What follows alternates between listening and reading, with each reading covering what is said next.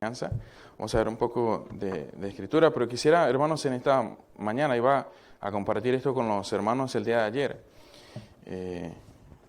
Pero entonces, bueno, decidí hacerlo esta mañana para todos aquí. Creo que es algo que todos necesitamos, hermanos, a ver en la escritura, aprender. Hermanos, un pastor una vez comentó, hermanos, y bueno, en el libro de los jueces, especialmente, perdón, en el libro de Josué, hay algo que es clave en todo el libro de Josué.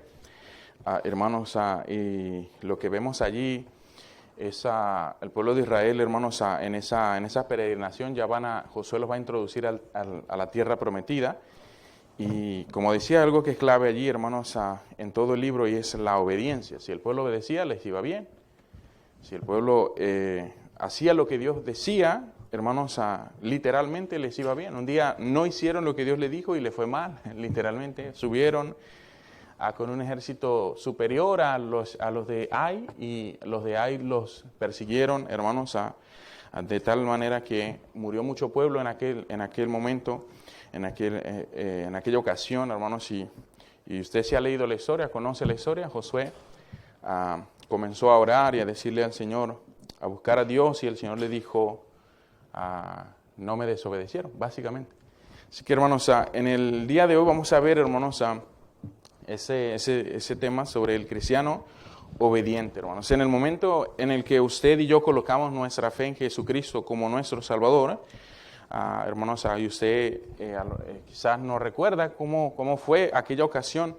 Yo recuerdo, hermanos, no los detalles del mensaje, recuerdo los detalles de la ocasión, del día, casi la hora. Recuerdo la persona que me habló acerca del Evangelio, que ya había escuchado anteriormente, solo que no había tomado la decisión de creer y dar mi vida al Señor Jesucristo. Y aquella mañana, hermanos, tomé esa decisión, la decisión más importante de toda mi vida, a creer en el Señor Jesucristo para ser salvo, como dice la Escritura.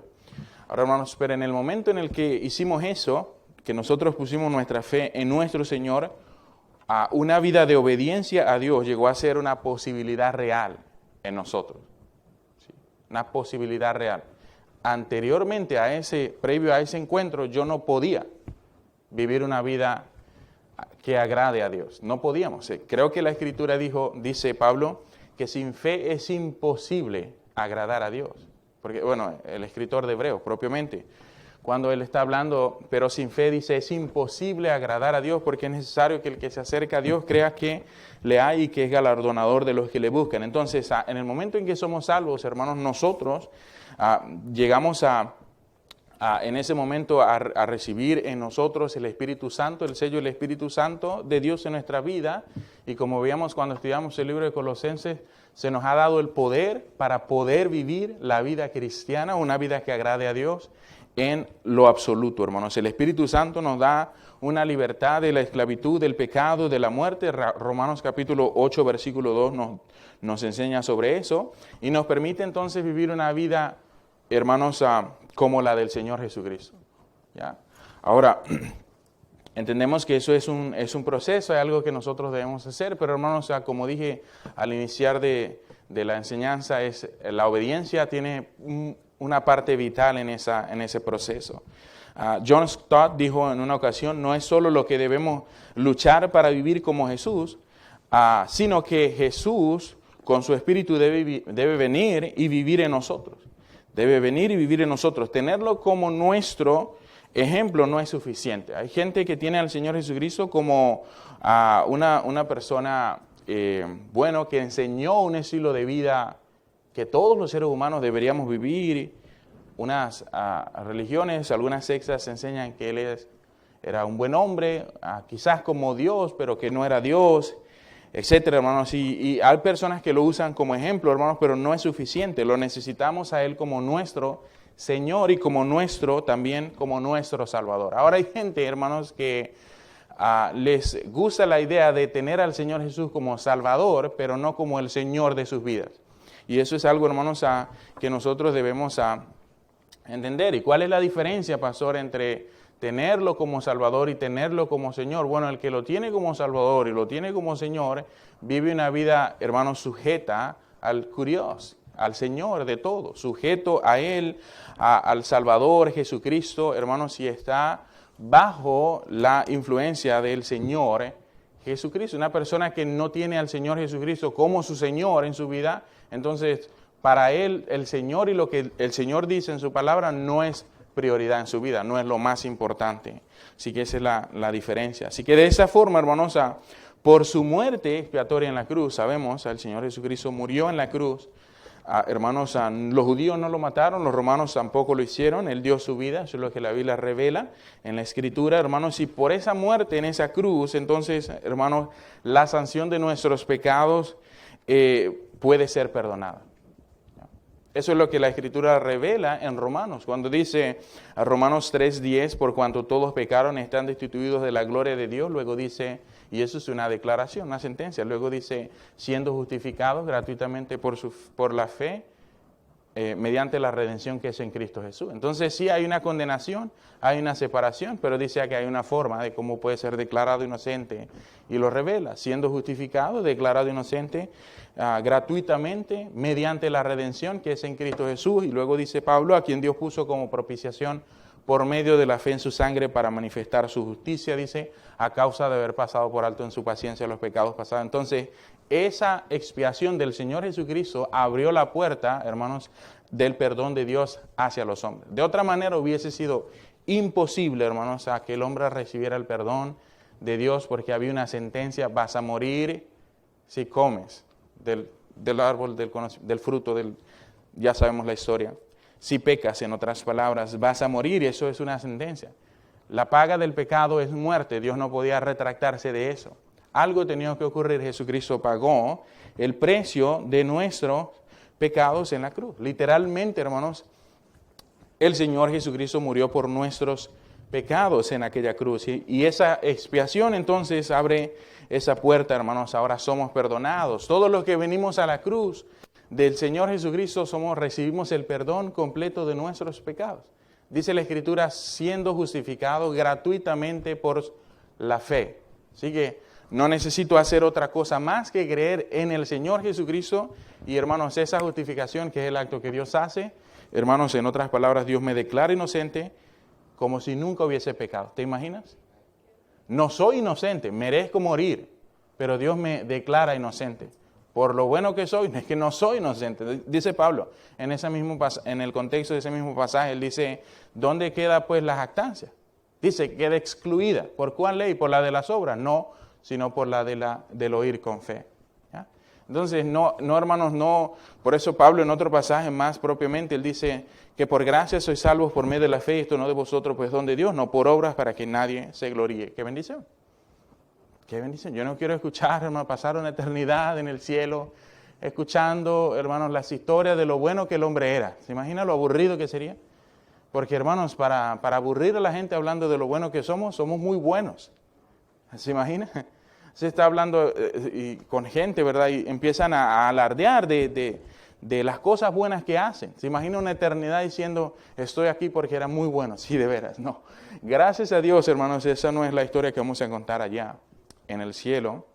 Vamos a estar allá y no es la historia que deberíamos contar. Solamente necesitamos leer Romanos capítulo 3 para entender que no hemos hecho absolutamente nada. Lo único que hicimos fue, hermanos, una pequeñez, es decir, lo más sabio que pudimos hacer, hermanos, es poner nuestra fe, nuestra confianza en el Señor Jesucristo y listo.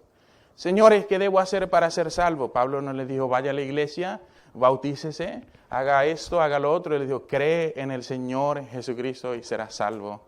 Ya, es todo.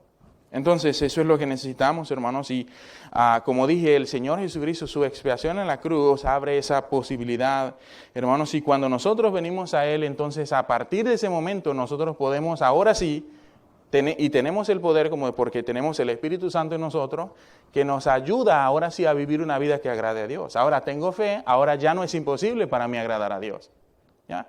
Porque ahora me acerco a Él y creo que Él está ahí. ¿Ya? Aunque la filosofía, el mundo alrededor diga que Dios no está, que no existe, hermanos, nosotros lo creemos, hemos creído en Él y podemos ahora sí vivir una vida que le agrade al Señor. Así que, hermanos, mientras aprendemos acerca del cristianismo o de ser cristianos y de la obediencia, hermanos, en acción, debemos recordar que el Espíritu Santo nos va a ayudar a obedecer a Dios. Porque Él intercede por nosotros, dice la Escritura, hermanos, y nos ayuda en nuestra oración. ¿Qué pedir a Dios? ¿Sí? Y hermanos, el Espíritu Santo dentro de nosotros no nos deja, hermanos, sentarnos en la silla del pecado y estar cómodos ahí en ese lugar, en una vida de desobediencia a Dios, hermanos, sino que nos va a inquietar, nos va a ayudar a obedecer a Dios. Así que, hermanos, la base para la obediencia es el punto que vamos a tratar en esta mañana sobre eso. Hermanos, cuando consideramos la obediencia a Dios, es necesario que recordemos quién es Él, quién es Dios. Y, hermanos, también, paralelo a eso, nosotros debemos entender y recordar lo que Dios desea para mí, para nosotros. Hermanos, pero como decía tiempos atrás, cuando hablamos sobre el libro de Colosenses, difícilmente, hermanos, yo voy a hacer lo que Dios espera que yo haga si yo no sé lo que Dios espera que yo haga. ¿Me explico? Con mucha dificultad. Si usted no pasa tiempo en ese libro, usted no va a conocer qué es lo que Dios quiere para usted. Y con mucha dificultad usted va a hacer lo que Dios quiere que usted haga, por ejemplo. ¿Ya? Entonces, dice la Escritura, ninguna palabra corrompida salga de vuestra boca, sino la que sea buena para la necesaria edificación a fin de dar gracia a los oyentes. Eso es algo que Dios espera que nosotros hagamos, hermanos, pero muchas veces, hermanos, nosotros hablamos palabras que no son propiamente lo que Dios quiere que un creyente haga, pero mucha gente lo hace en ignorancia por no conocer lo que Dios dice. Hay gente que lo hace aún sabiendo, ¿no?, lo que Dios enseña, pero es básicamente eso, hermanos. Necesitamos entender quién es Dios y lo que Él desea para nosotros. Eso es una realidad, y yo necesito conocer a Dios. ¿Y cómo conozco a Dios, pastor? ¿Será que me voy como un día se fue aquel hombre? He estado leyendo sobre él, hermano, por eso voy a hablar de él. Aquel hombre, José Smith, si usted conoce la historia de quién es, él, hermanos, en aquella búsqueda que él tuvo en aquella ocasión, en el año, me llamó mucho la atención, hermanos, porque en el año 1820 ese hombre se da la tarea de investigar cuál es la religión verdadera y cuál era la religión a la cual él debía unirse. En el año 1820, estamos hablando de un par de siglos atrás.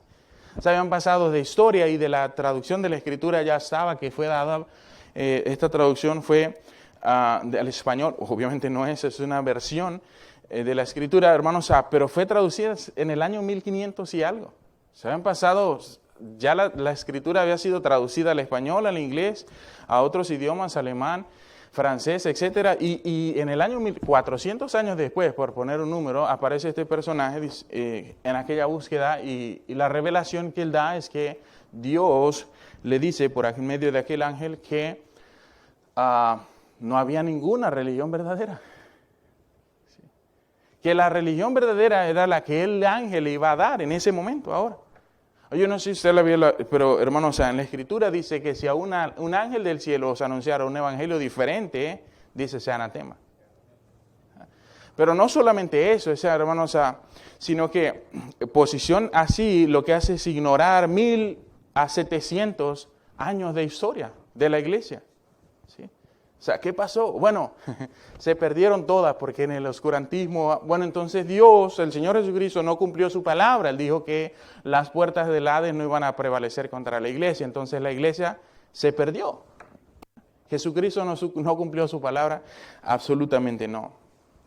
Absolutamente no. Pero hermanos, en ignorancia de las Escrituras, nosotros, hermanos, si no conocemos a Dios, no conocemos la Escritura, con dificultad vamos a vivir una vida que le obedezca. ¿Ya? Es el punto. ¿Qué te dicen acerca de Dios las siguientes declaraciones que vamos a ver? En Primera de Juan capítulo 4, versículo 8. Mire lo que dice, Primera de Juan capítulo 4, versículo 8. Si usted va conmigo a ese pasaje, Primera de Juan está en la pantalla, pero búsquelo en su Biblia, hermanos. Primera de Juan capítulo 4, versículo 8. Vamos a ver qué nos dicen estas declaraciones acerca de Dios. Queremos conocer a Dios. Vamos a ver qué dice ese versículo acerca de Dios. Lo leemos todos juntos a la voz de tres. Dice la palabra de Dios así: el que no ama, a la voz de tres dije, ¿verdad? 1, 2, 3. El que no ama no ha conocido a Dios, porque Dios es amor. Entonces la pregunta es, ¿qué nos dice este texto acerca de Dios? Dios es amor. Dios es amor. Entonces, solamente con ese texto yo puedo conocer a Dios y saber que Dios ama, porque Él es amor, Él no tiene amor. No, Dios esencialmente es amor. Nosotros no sabemos amar, nosotros necesitamos aprender de aquel que es esencialmente amor. Dios es amor.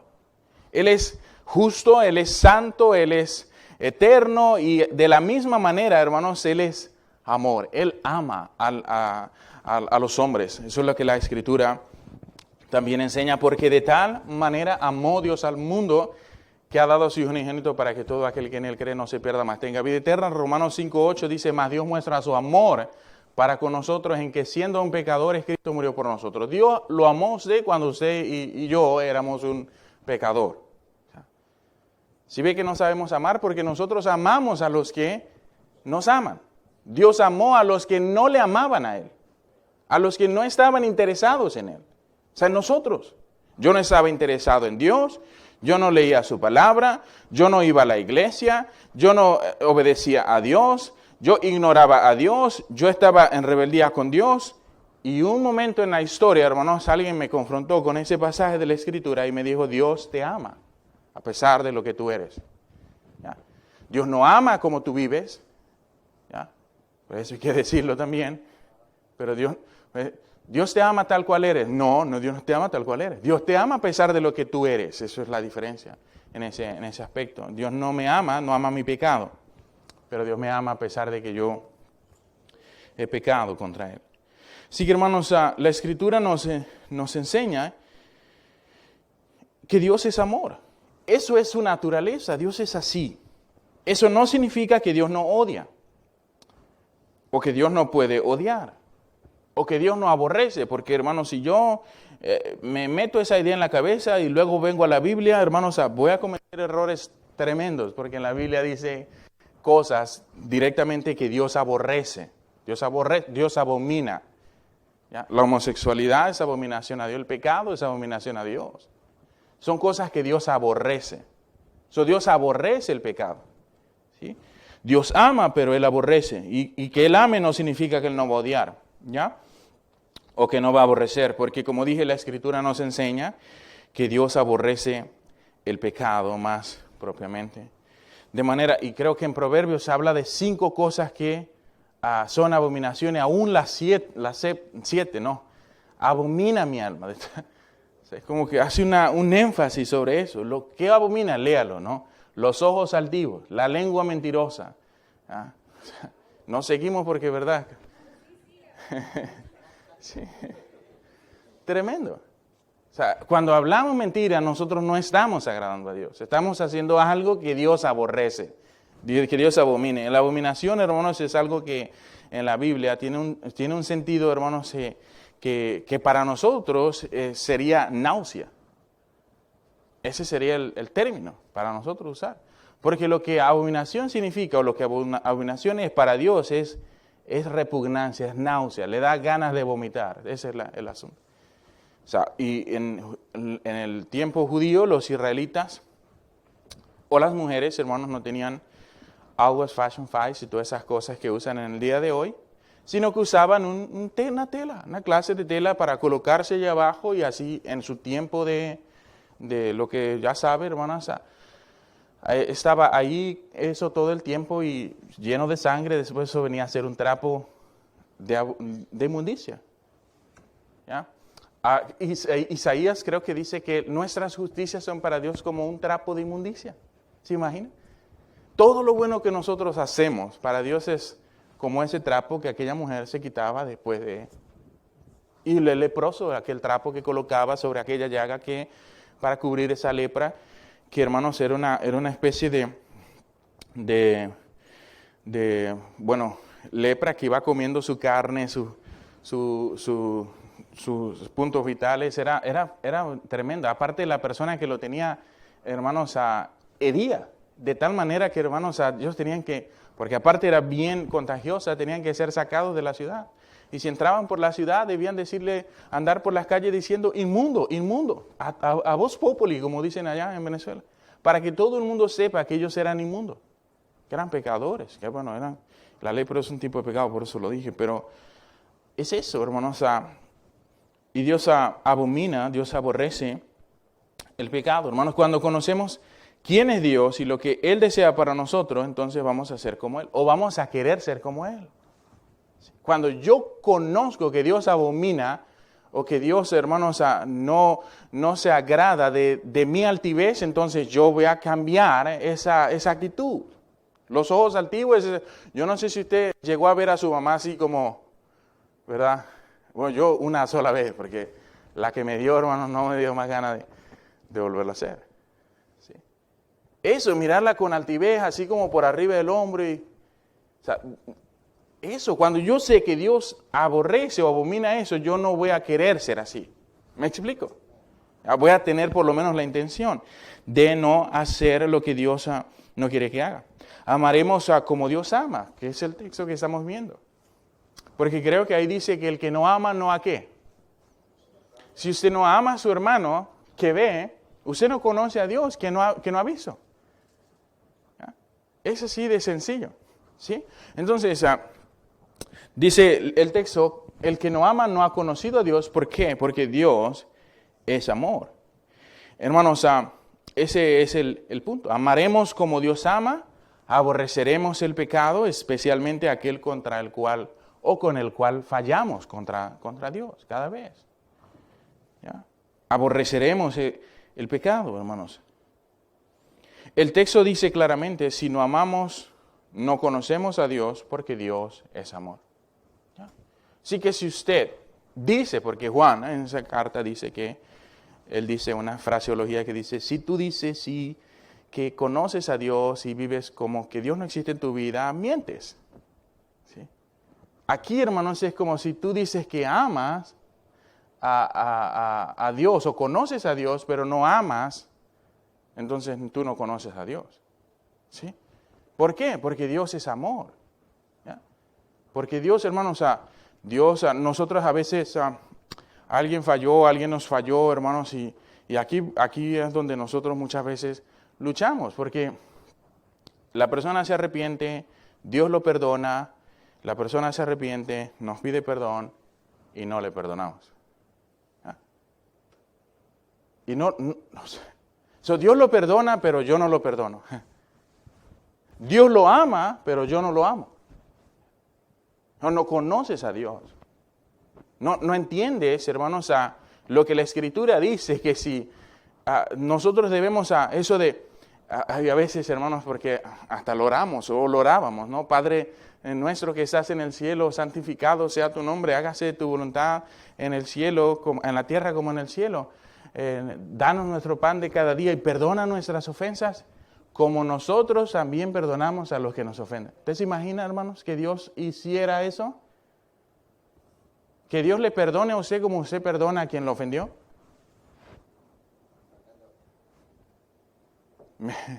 No conoces a Dios. Entonces, si conoces a Dios, vamos a querer o amar como Él ama, independientemente de si lo mereces o no. ¿Ya? ¿Me explico?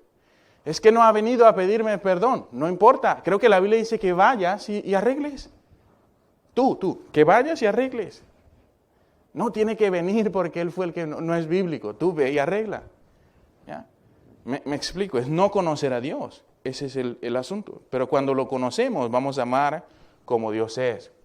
Y la gente, hermanos, a nuestro alrededor, y tal vez esa persona va a poder ver, hermanos, algo diferente y va a poder ver a Cristo en nosotros. ¡Qué bendición! ¡Wow! Porque, hermanos, ¿quién ama así? Dios. Y vamos a poder, hermanos, ser de bendición, ser de testimonio y de alivio. Y tal vez esa persona que estaba lejos de Dios va a estar cerca de Dios. Pero cuando hacemos lo contrario, va a terminar más lejos de Dios. Porque dice, ¿a dónde viene? ¿No? Pablo y condena a los judíos. Dice, tú dices que eres judío y que tienes la ley. Y dices que no se ha de hacer eso, pero lo haces. Y dices que no se ha de hacer lo otro y lo haces. Y dice luego, el nombre de Dios es blasfemado entre los gentiles por causa de vosotros. Y eso es una triste realidad en el cristianismo en el día de hoy, que gente no quiere conocer a Dios, a Cristo y el cristianismo por causa del testimonio malo de muchos cristianos en eso, en muchas iglesias. Que en lugar de amar como Dios ama, perdonar como Él perdona, estamos haciendo exactamente lo opuesto, hermanos. Apocalipsis 4 es el otro texto, versículo 11. Dice, así si usted me acompaña, Apocalipsis 4, versículo 11.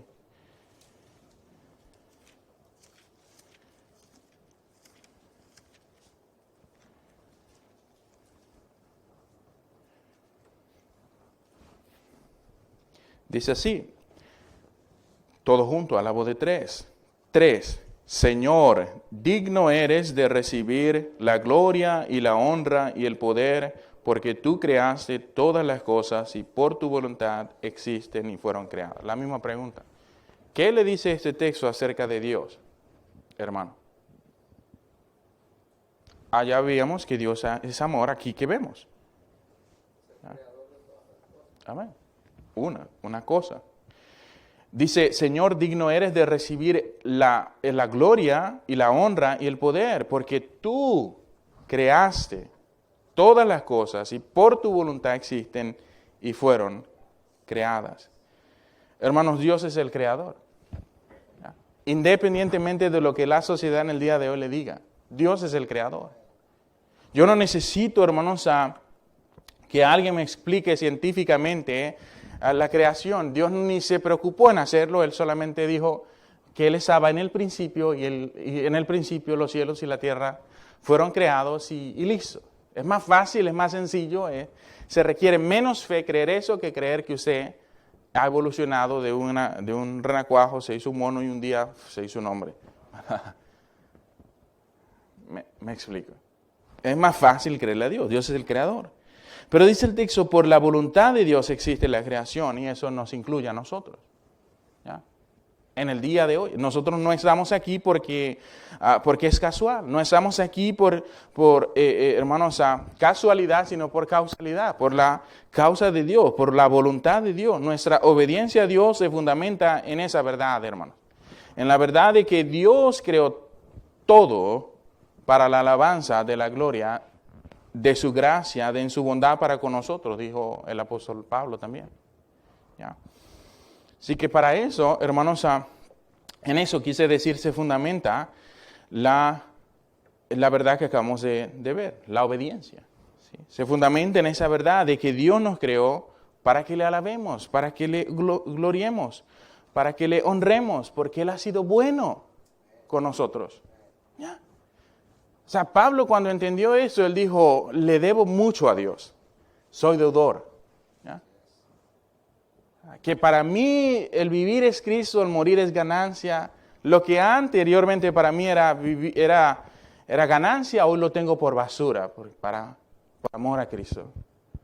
Por amor del cual lo he perdido todo y lo tengo por basura. Tremendo, ¿no? Tremendo. ¿Ya? Sí que es eso.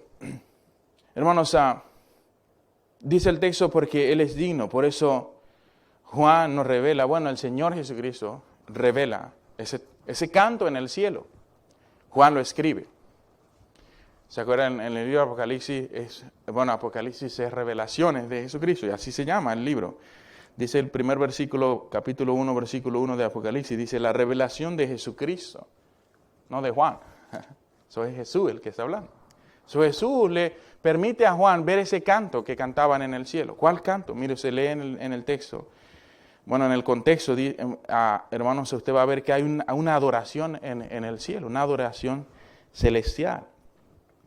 Todos los ancianos, 4 seres vivientes que estaban allá, 24 ancianos se postran delante del que está sentado en el trono y adoran al que vive por los siglos de los siglos y echan sus coronas delante del trono diciendo, Señor, digno eres de recibir la gloria, la honra y el poder, porque tú creaste todas las cosas y por tu voluntad existen y fueron creadas. ¿Ya?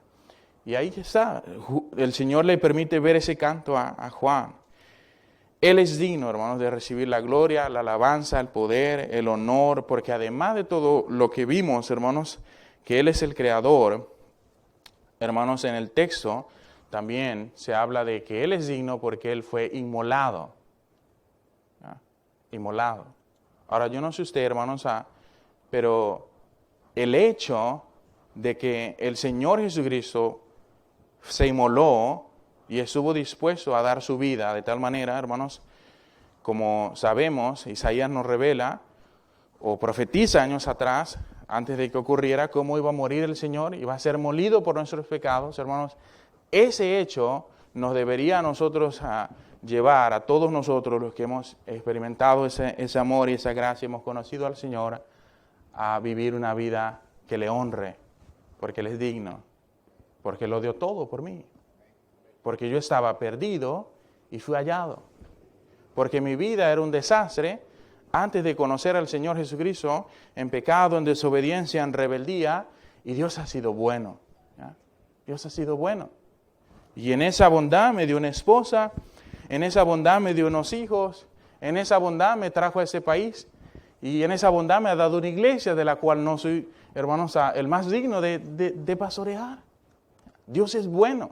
¿Cómo no vamos nosotros a darle toda la dignidad que Dios merece? ¿Se acuerda de dónde Dios lo trajo?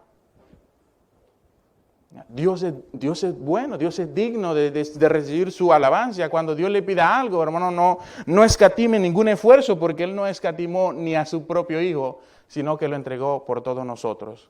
¿Ya? ¿Ya? Qué bueno, hermanos. Pablo lo describe en Corinto. Bueno, ese texto que cantamos, hay una canción que cantamos en la iglesia sobre eso, ¿no? El que no escatimó ni a su propio Hijo. ¿Ah? El que no escatimó ni a su propio Hijo, sino que lo entregó por todos nosotros, ¿cómo nos hará con Él también todas las cosas? Sí, ciertamente las hará, ciertamente las... Dios es bueno, hermanos. ¿Ah? ¿Qué padre de vosotros, si un hijo le pide pan, le va a dar una culebra? Pero hermanos, podemos ir a Dios y pedirle, hermanos, y pedir y se os dará. Llamad y se os abrirá, buscad y hallaréis. ¿Ah? Dios es bueno. Dios ha sido bueno, entonces por eso Él es digno. ¿Ah? Porque Él se inmoló, Él fue inmolado por nosotros. Entonces, ¿qué nos dice en sus textos? Bueno, Dios es amor, Dios es el creador y es el único digno, hermanos, de recibir la gloria, la honra, el poder, la alabanza de nosotros, de sus criaturas. ¿Ya? Tremendo.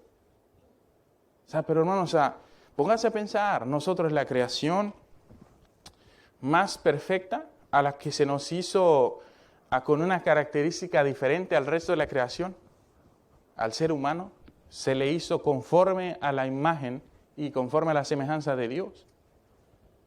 Se nos dio, hermanos, la capacidad de pensar, eso básicamente, de decidir,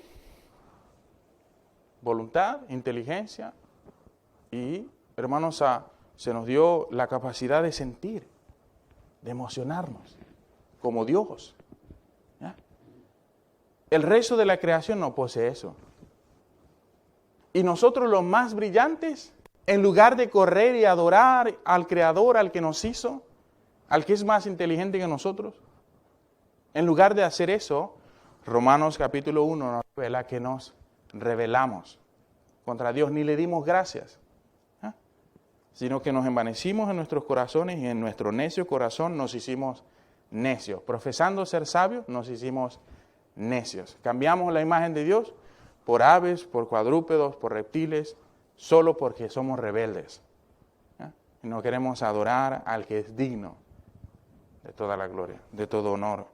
Un día, si usted no se postra aquí al Señor, un día lo vas a hacer, independientemente, un día lo vas a hacer. Dice la Biblia, toda lengua confesará que Jesucristo es el Señor, para gloria de Dios Padre, y un día vas a estar de rodillas ante Dios. Ahora, yo no sé tú, pero yo prefiero hacerlo aquí que ese día. Porque ese día puede ser muy tarde para ti, será muy tarde para ti si esperas hacerlo allá, reconocer al Señor como el Señor de tu vida. Muy tarde. Porque lo que sigue es un juicio para ser condenado y ser echado al lago de fuego. Por eso dice la Biblia, horrenda cosa es caer en manos de un Dios vivo. Es horrenda cosa. Así que hermanos, pregunto, ¿cómo influyen esos hechos en su obediencia a Dios? Y voy a terminar aquí. ¿Cómo influye el hecho de que Dios le ama, Dios le creó? Hermanos, ¿cómo influye ese hecho en su obediencia a Dios? Que Dios espera que usted ame como Él, que Dios espera que usted, su creación, le adore porque Él lo ha creado, hermanos. Esas verdades bíblicas deben imprimir en nosotros la siguiente afirmación. Conocer a Dios es la clave para la obediencia. Así como la obediencia es la clave, conocer a Dios es la clave para obedecer. Listo. Soy yo lo único que necesito hacer, hermanos, para poder entonces vivir esa vida que agrade a Dios, es empezar a conocer a mi Dios. Él se ha revelado a mí por medio de este libro, yo lo puedo conocer. ¿Ya? Él quiere que yo lo haga, quiere que yo lo conozca. Entonces yo lo único que necesito hacer es venir y decirle, Señor, yo quiero conocerlo, conocer su voluntad. Ayúdeme, yo quiero obedecerle. ¿Ya? Y empezar a conocer a Dios, empezar a conocer sus demandas. ¿Verdad? No, por ahí no, ¿verdad? Por ahí mejor no, pastor. No, por ahí es donde tenemos que empezar. Porque Dios manda a todo hombre que se arrepienta. ¿Ya? Te arrepientes y comienzas. Hay gente que no le da miedo comenzar por lo que es más esencial. ¿No? Si viene Satanás y le dice, no, mira, puedes ir, pero vete por aquí. Yo soy el camino, la verdad y la vida. Nadie viene al Padre sino por mí. ¿Ya? No, hermanos, no hay más caminos. ¿Verdad? En aquel tiempo había muchos para llegar a Roma, pero al cielo no hay muchos. Jesús solito Él. ¿Ya? Si no estás en Él, ¿ya? Te montaste en el avión equivocado. Piensas que vas, pero vas a terminar en un lugar que no te imaginas. ¿Ya? Es eso, hermanos. Conocer a Dios es la clave para la obediencia. Cuando conocemos a Dios realmente desearemos amarlo más y más. ¿Ya? Cuando yo conozco a Dios, cuando yo sé lo que Él ha hecho, cuando yo sé, hermanos, el sacrificio, solamente estudie la cruz, lo que implica el sacrificio. Y hermanos, vas a terminar más enamorado de Dios, de su obra. Cuando estudiaba la justificación, hermanos, eso años atrás era un tabú, hermanos, dentro de muchas iglesias y comienzas a estudiar y ver, hermanos, y conocer ese hecho tremendo. O sea, hermanos, con dificultad, hermanos, vas a querer alejarte de ese lugar. No, allí quiero estar, más cerca. ¿Ya? No significa que no vamos a caer, no vamos a pecar, pero vamos a seguir. ¿Ya? Así que cuando conocemos a Dios realmente, desearemos amarlo más, desearemos ser como Él, desearemos darle el honor, desearemos darle la gloria que Él merece. ¿Por qué? Él es digno de recibirla. ¿Por qué no? ¿Por qué se la tengo que dar a otro que no ha hecho nada por mí? ¿Qué hizo Buda por mí? ¿Qué hizo Mohammed por mí? ¿Qué hizo José Smith por mí? Engañarme. Decirme una falacia, decirme que el Señor Jesucristo no cumplió su palabra en 1700 años y que ahora hay una nueva religión. Pasar por alto de la Escritura. ¿Ya? ¿Qué hicieron ellos por nosotros? Nada. ¿Qué hizo Jesús? Todo. Me amó cuando nadie me amaba. Cuando no merecía ser amado, Él me amó. ¿Ya? ¿Cómo no le voy a hacer a servir? ¿Ya? Lo bueno que ha sido. ¿Cómo no le voy a dar mi vida al Señor? ¿Cómo no le voy a servir al Señor? Vamos a orar. Padre, te damos gracias, Señor. Gracias, mi Dios, por su palabra, Señor. Gracias porque usted es bueno, Señor, en gran manera. Más de lo que nosotros siquiera podemos imaginar o entender, Señor.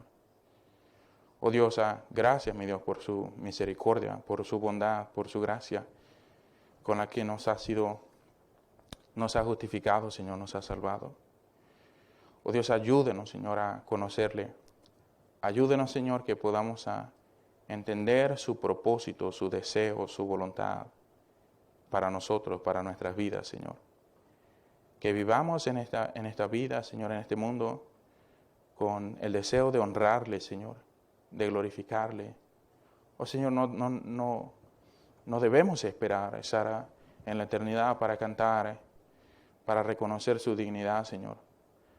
Ayúdenos, Señor, que aquí donde estamos, Señor, podamos vivir nuestras vidas, Señor, dándole la gloria y la honra y toda la alabanza, Señor, a usted, porque usted ha sido bueno. Ayúdenos, Señor, que podamos, Señor, recordar todas las cosas con las cuales usted ha bendecido nuestras vidas, Señor. Que podamos ser agradecidos. En el nombre de Jesús. No permita, Señor, que nos olvidemos de su bondad para con nosotros. Te pido por mis hermanos y por la iglesia, y aún por las visitas, Señor.